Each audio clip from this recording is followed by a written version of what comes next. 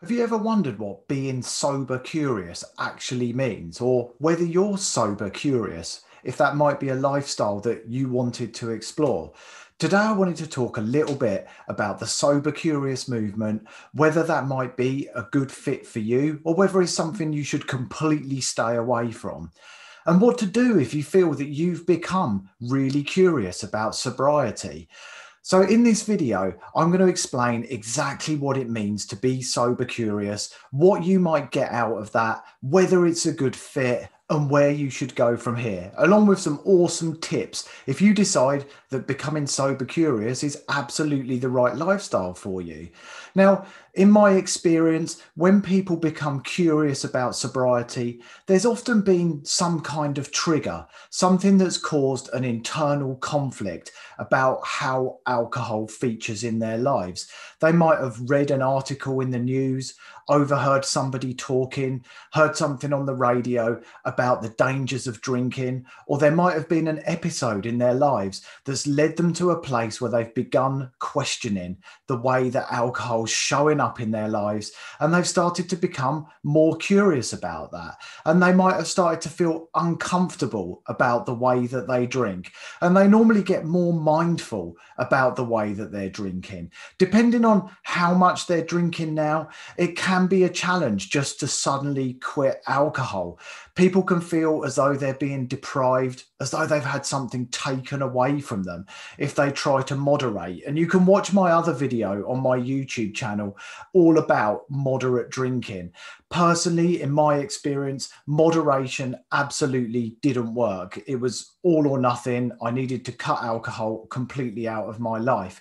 And I found the same for many people that I work with as a sobriety coach. However, a lot of those people start off in a place of becoming sober curious. So it can be an awesome gateway into sobriety. So let's not dismiss that. And many people who become sober curious, they can control their drinking, yet they've decided that they want to explore things more mindfully and they want to see how it might feel if they start to look at sobriety. But in my opinion, in most cases, this starts from a place where we become concerned about our drinking. We feel like maybe we're not as in control as we want to be.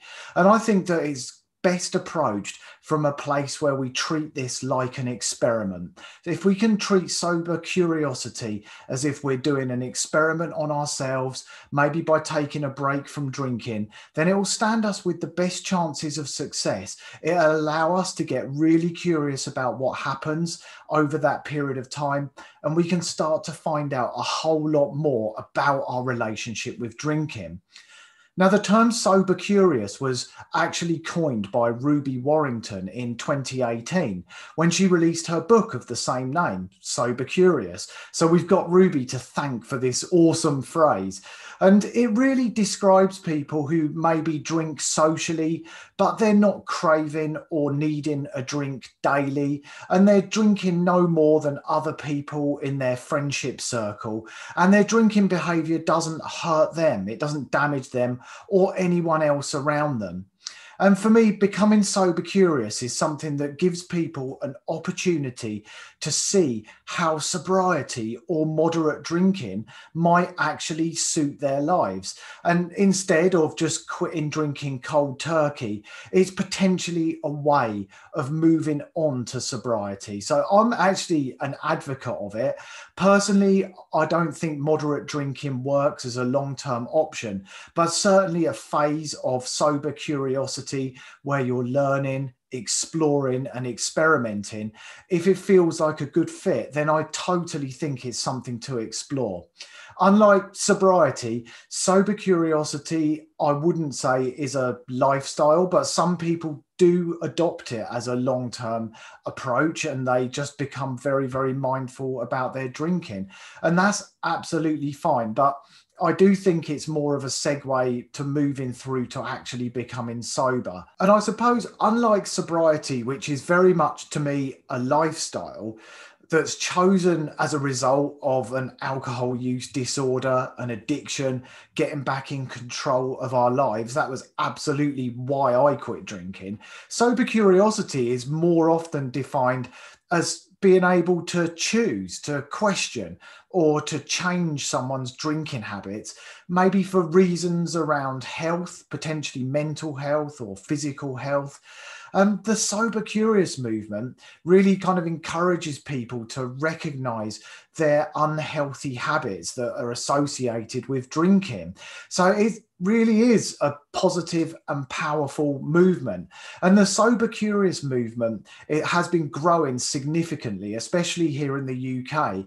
Often people talk about how it's mostly millennials in that movement, but I've seen people from all different age ranges, all different walks of lives becoming sober curious and then moving on to actually quitting drinking completely. So what does it take to change your drinking habits? What does it take to become sober curious, but maybe not fully sober right now? I think if you've identified that you've got a real problem with alcohol, if alcohol is controlling you rather than you controlling it, if you're thinking about drinking all of the time and you've made attempts to quit alcohol without success before, I don't think sober curious is a route to travel down.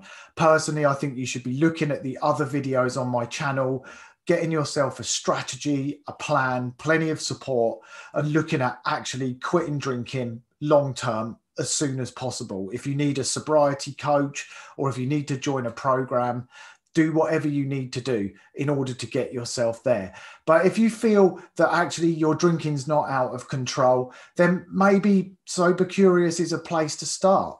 Some people have actually criticized the sober curious movement, and some people have called it a trend. And I think that's possibly because it overlooks the challenging, complicated, and often difficult process of recovery, of quitting drinking. And I think that is a valid argument. Giving up alcohol isn't something that's easy. It is challenging and it can be hard. And alcohol use disorder, maintaining sobriety, it involves a lot of hard work and it's a lifelong process for many people. All of that said, I'm keen that anyone who's interested in sobriety or what sobriety might look like in their lives has the opportunity to explore it. And I don't think it matters how they get there, how they became sober. The most important thing is that they start exploring it. And if sober curious is the right option for some people, then to me, that's absolutely fine. So I wanted to give you some tips for how to become more sober curious if you feel like that's a good fit. But as I say, if you feel like you've got a real problem with alcohol, if you can't stop thinking about it, if you're drinking every day, I don't recommend becoming sober curious. I recommend taking some more significant steps sooner rather than later, such as joining a program, maybe read one of my books, check out some of the stuff on my website. I'll drop a link to my website at the end. But here's some tips if you want to look at becoming more sober curious. The first thing that I recommend is start to actually record and notice how much you're drinking. Use a journal and log it down on a daily basis. There are some apps that you can get that will allow you to log down how much alcohol you're having, but that's going to enable you to become far more mindful about exactly what you're drinking and exactly how alcohol features in your life. It's going to give you some really awesome data. And try and log how you feel before, during and after you drink as well. This data will really serve you as you move forward. My second tip is to pay attention to how often you think about drinking.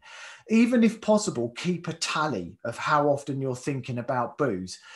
Ask yourself that vital question: are you in control of alcohol, or is alcohol in control of you? Because ultimately, we want to be in a place where we're in control of alcohol. And if that means not drinking, so be it. I can assure you that life is so much better without alcohol in it. You never hear anyone who quits drinking and becomes sober complaining about their lives. The only people I hear complaining are the people who are still drinking. So believe me, this really can be something that turns into a life-changing and powerful new lifestyle for you. The third thing I recommend if you want to explore becoming sober curious is to log your mood. I use a mood journal. It's called iMood Journal. If you're a member of my program, there's a tool included with that allows you to log your mood on an hourly or day-to-day basis and start to notice whether your mood changes in line with the times when you drink. Again, this is going to give you so much data and information. Alcohol increases anxiety. Alcohol contributes towards depression, mood swings, low moods. It can make us feel really, really sad. And I've got other videos about exactly why that happens.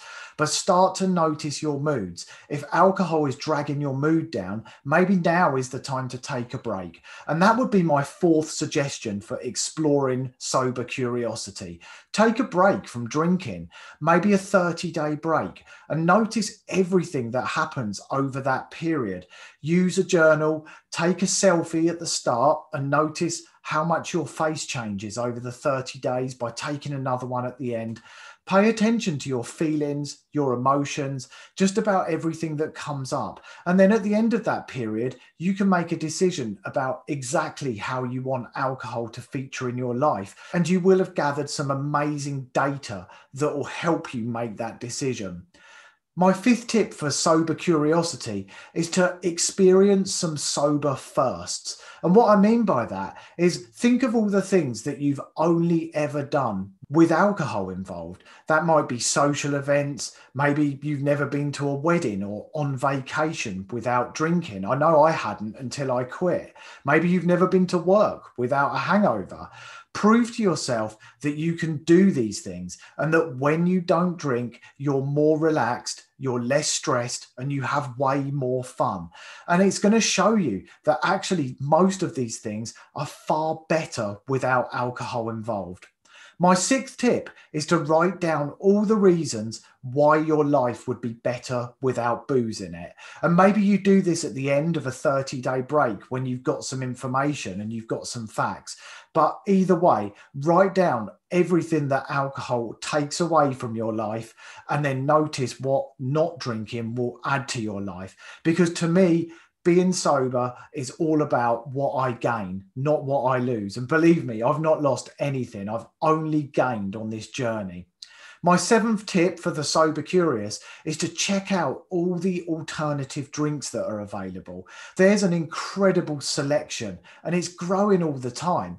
Estimates suggest that the alcohol-free drinks market here in the UK will grow by over a third in the next 3 years. £57 million was spent in the UK last year on alcohol-free beer alone. That's incredible. We are so lucky here in the UK, and thankfully the market is growing overseas as well. We've got so much choice. There's botanical drinks, there's alcohol-free beers and lagers, there's alcohol-free Proseccos, alcohol-free spirits, you name it. Now, of course, these drinks can be a trigger for some people. So explore them, be curious about them. But if you find that they're triggering you to drink or they're too much like the real thing, find something else, find an alternative. Maybe you'll drink green tea. Maybe you'll stick to sparkling water. But explore that and try and find a new go-to drink. It's wonderful trying all the new tastes and flavors. They really are amazing. My eighth tip is to notice how much your sleep improves. Again, try and journal it. Log down what time you're going to bed, what time you're waking up, how long it took you roughly to get to sleep. Get all that data down. Maybe use a sleep app if you've got one and start to notice how much more refreshed you feel because you're getting proper sleep rhythms during the night. It makes an amazing difference. When we drink alcohol, we don't get proper REM sleep. Without alcohol in our systems, we go through all the sleep cycles. We feel refreshed, restored, and ready and raring to go for the new day ahead of us. My ninth tip is to notice what else improves in your life if you take a break from alcohol. My bet is that your motivation will increase, your productivity, your relationships will improve, your level of engagement with the people around you will get better, and you'll probably feel happier overall. Again, pay attention to all this stuff because it's going to help you make a decision about whether an alcohol-free life is something that would suit you. And my 10th tip, the final tip for the sober curious, is to find a tribe online. Having some support around you and a community and people who are doing the same thing as you makes a massive difference. And it doesn't have to be online. You can find this in person too. In London, there's alcohol-free bars, and there's events here in the UK too, like the Mindful Drinking Festival. Club Soda have an amazing community of mindful drinkers. So there's lots of things you can do and lots of things you can get involved in. And even right now, there's online events that you can join. So if you're watching this, then you're no doubt becoming more and more conscious and curious about your decision to drink alcohol or not to drink alcohol. And I think one of the best things about the sober and sober curious world is that you can make up your own rules with this. There's no rules that you have to stringently follow. Sober curious can be whatever you want it to be, whatever you make it to be, and it can mean whatever you want it to mean. The sober curious community tends to encourage a sober lifestyle, but people who are experimenting, exploring sobriety, they're not always ready or planning to give up straight away, and they're welcomed into that community with open arms. So think about what sober curious might mean for you and on your own individual journey and how it might fit into your lifestyle. You don't have to be sober. Obviously, I'm a sobriety coach and I write sober books, and I encourage people to check out what an alcohol-free life will feel like for them.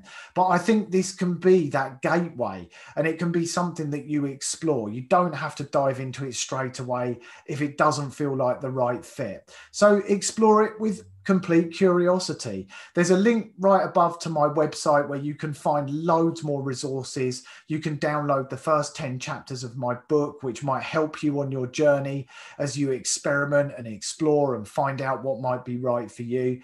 And reach out to me anytime. You can leave a comment on my YouTube videos. You can follow me on Instagram, or you can join my Facebook community too, where you'll find lots of other people who are on the same path. They're exploring sobriety.